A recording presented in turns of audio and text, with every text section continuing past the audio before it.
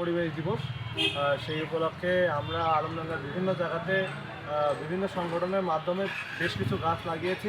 ইতিমধ্যে আপনারা দেখতে পাচ্ছেন এখানে বেশ কিছু গাছ, এখানে আমরা একটু দেখাই যে এখানে কিছু গাছ আছে। এখানে আমরাই না, আমাদের কিছু বন্ধু আছে, যেমন সিফাত, এই যে মাহাদি, তারপরে তাসিন সহ ইয়াসিন, এই যে যারা আছে সবাই আমরা আমাদের বন্ধুরা শুধু আজকেই না, অনেক আগে থেকে আর কি আমরা বিভিন্ন ধরনের গাছ লাগানো কার্যক্রম বেশ আগে থেকেই করে আসছি।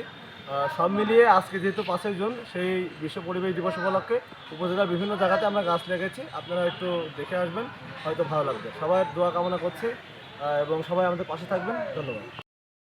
বাদে আসুন।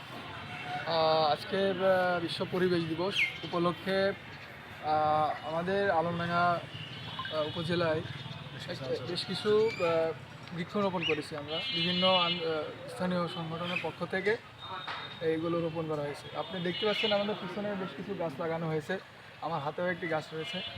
তো আমরা সকাল 10টা থেকে আমাদের কার্যক্রম শুরু করেছি, এখন প্রায় 1টা বেজে যাচ্ছে। আমরা ইতিমধ্যে বেশ কিছু গাছ উপজেলা প্রাঙ্গণ, রেল স্টেশনের পাশে, আরও আলমডাঙ্গা যে প্রধান হাই রোড, তার দুই পাশে কিছু গাছ লাগিয়েছি।